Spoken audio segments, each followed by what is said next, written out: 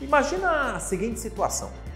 Digamos que você queira muito, mas muito mesmo, comemorar o Réveillon, a passagem de ano, que acontece do dia 31 de dezembro para o dia 1º de janeiro, mas você esteja em algum lugar do planeta Terra, onde ainda seria o finalzinho do dia 30 de dezembro.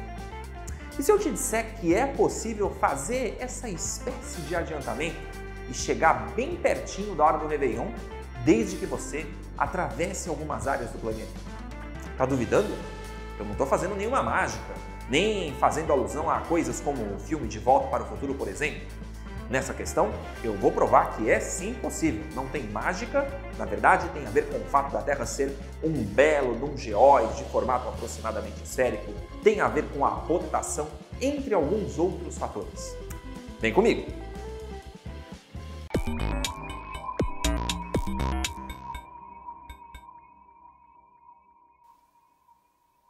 Hi boys, hi girls, Ryanes, Railsons, Raimundos e oi para vocês que não têm esses nomes.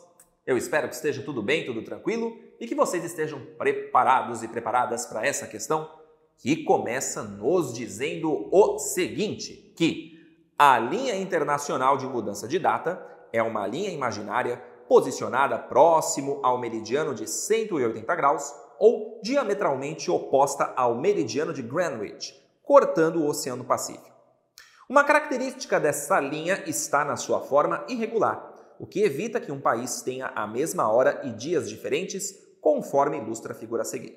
E aí, em seguida, nós temos uma representação cartográfica dessa chamada linha internacional de mudança de data. Basicamente, ela serve para delimitar, melhor dizendo, onde começam ou, ao mesmo tempo, onde terminam as 24 horas de um dia terrestre. Então, essa linha internacional, inclusive, ela não é paralela às outras linhas, exatamente paralela às outras linhas que representam as mudanças de hora, porque existem questões ligadas aí às diferenças nacionais, à necessidade de adaptações na mudança de um fuso para outro, que a gente vai comentar daqui a pouco. Mas, além da imagem, nós temos o enunciado que diz assim: a partir da leitura do enunciado e da análise da ilustração, podemos concluir alguma coisa. Para poder falar a respeito de linha de mudança de data, de fuso horário, que é especificamente aquilo que a questão está tratando, um primeiro tema tem muito a ver com o sistema de coordenadas que foi criado para que a gente pudesse representar os diferentes meridianos e paralelos da Terra. É claro que existem diferentes maneiras de fazer a representação cartográfica do espaço, lançando mão de conceitos como escala, as proporções entre o real e aquilo que se quer representar, e claro, os sistemas de linhas bidimensionais que servem para fazer representações como essa aqui que a gente viu. Então, aqui está se tratando basicamente do sistema de coordenadas que levou à formação de paralelos e meridianos, sendo que para existência de diferentes fusos horários, a existência dos meridianos ela é fundamental, porque o Sistema Mundial de Fusos Horários acabou sendo criado em função da existência desses meridianos. E também, além disso, é claro, um outro tema óbvio é justamente a presença dos fusos horários.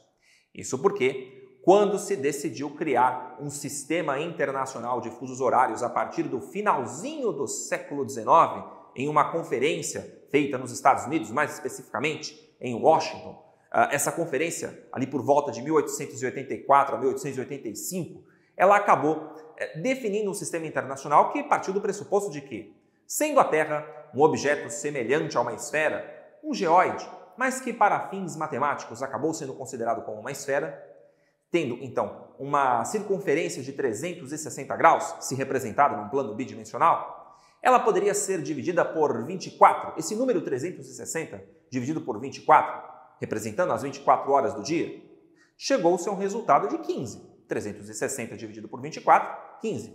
Mas o que representa esse 15? Para que ele serviria? Para que ele serviu de fato? Para que justamente cada uma dessas faixas de meridianos, ou seja, a linha entre um meridiano e outro, a faixa, a região entre dois meridianos, ela acabou servindo para que cada um desses, entre aspas, gomos, fosse uma região horária do planeta, indo então passando, na verdade, até então, 25 zonas horárias. de -12 até 0, o 0 também é uma faixa de fuso horário, e depois mais 12 horas. Mais especificamente, ficou assim, como vocês estão vendo aí na imagem, né? A gente tem aí, então, no primeiro momento, os 12 fusos mais a oeste de Greenwich. Aliás, o meridiano de Greenwich toma como base a cidade de Londres. Isso porque, entre outros fatores, a Inglaterra era o país mais importante do mundo no final do século XIX, uma grande potência, então foi usada como referência. E a gente tem a região do fuso de Londres e depois mais 12 fusos em direção a leste. Então, isso acaba ajudando a formar um sistema de fusos horários com 24 horas, até porque, gente, os fusos horários eles ajudam a marcar as diferentes intensidades da luz solar no planeta, dependendo da hora do dia, considerando o seguinte, que a Terra realiza um movimento aparente no sentido de oeste para leste.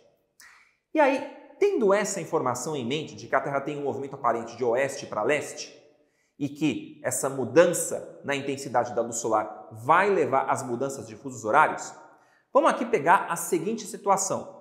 Aqui, claro, um modelo ideal, desconsiderando, por exemplo, que nessa passagem do ano a gente estaria olhando aqui nessa imagem para o hemisfério sul. Então, na Antártida, por exemplo, que é o foco da nossa observação, a luz solar estaria incidindo quase 24 horas.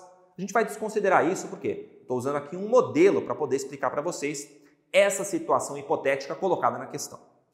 Então, digamos que você estaria ali observando a Terra de cima, claro, de uma distância bem grande, e conseguindo observar estas diferentes linhas que representam as mudanças de um fuso para outro. Então, nesse caso, a gente estaria numa das faixas aí, a do dia 30 de dezembro, ainda do lado oeste, né, em relação àquela linha internacional de data, e digamos que eu quisesse e pudesse fazer isso, pular dessa faixa onde a gente tem um fuso do dia 30 de dezembro, direto para o dia 31 de dezembro. Então, eu estaria numa faixa do dia 30 de dezembro, em alguma região do planeta, bem pertinho da linha internacional de data, pertinho ali da linha internacional, mas no dia 30 de dezembro, e quisesse pular para o dia 31 de dezembro, quase meia-noite. Vocês vão perceber que é possível pelo seguinte, se eu avançasse, por exemplo, de oeste para leste, né, fosse bem rigoroso, tradicional, então eu começaria saindo do dia 30 de dezembro em direção a leste, e aí eu começaria a ver que depois do dia 30 de dezembro seria a faixa da meia-noite do dia 31, depois uma da manhã, 2, 3, chegaria até o meio-dia e depois eu veria as outras faixas na direção do anoitecer, do dia 31 de dezembro.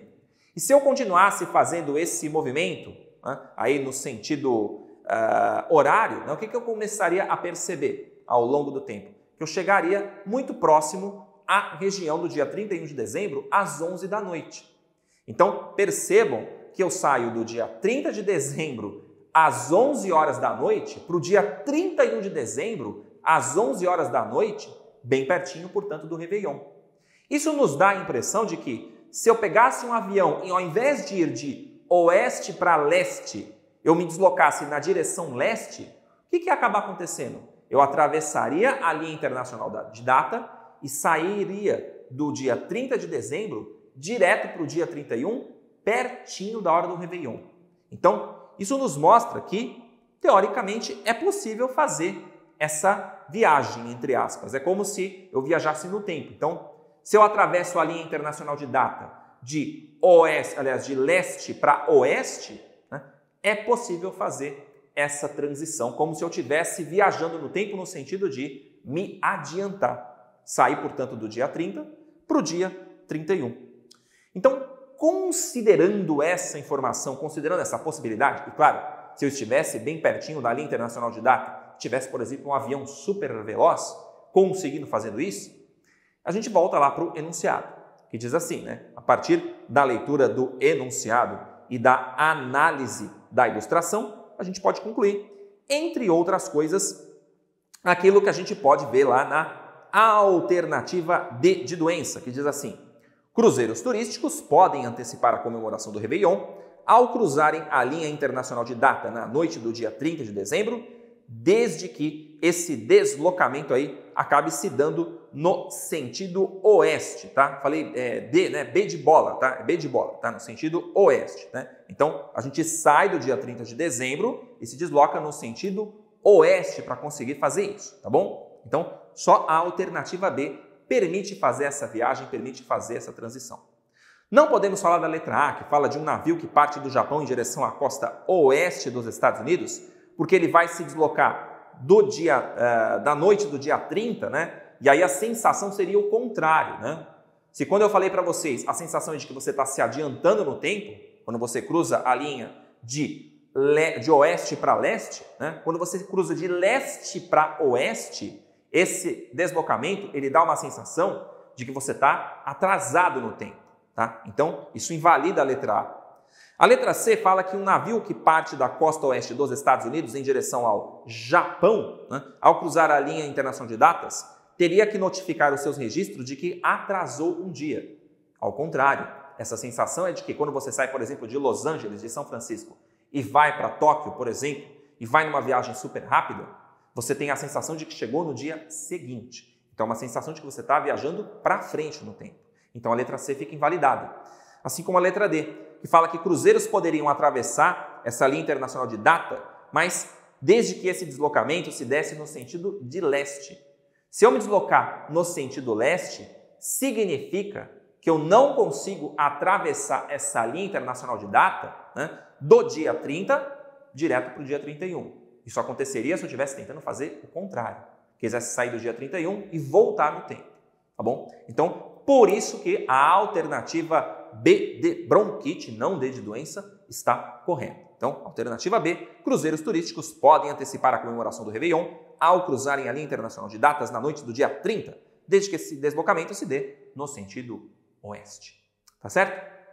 É uma questão um pouquinho complicada, porque exige que você lembre um pouco a respeito dos movimentos da Terra, mais especificamente do movimento de rotação, desse deslocamento aparente da rotação no sentido de oeste para leste, e claro, precisa lembrar um pouquinho da função dos fusos horários nesses deslocamentos. Inclusive, algumas viagens, quando você atravessa vários fusos, produzem como um dos efeitos o chamado jet lag, que traz algumas consequências para o nosso corpo. Por exemplo, você muda de um fuso, às vezes, para outro muito diferente, isso interfere nas horas de sono, aumenta a sensação de cansaço, entre algumas outras coisas. Mas isso é uma outra história. Espero que vocês tenham curtido a resolução da questão, espero que vocês continuem nos apreciando, nos acompanhando e, claro, espero que estejam pensando em muitas viagens. Viajar é uma das melhores coisas que existem. Abraços a todos e a todas e a gente se vê, pessoal. Até mais!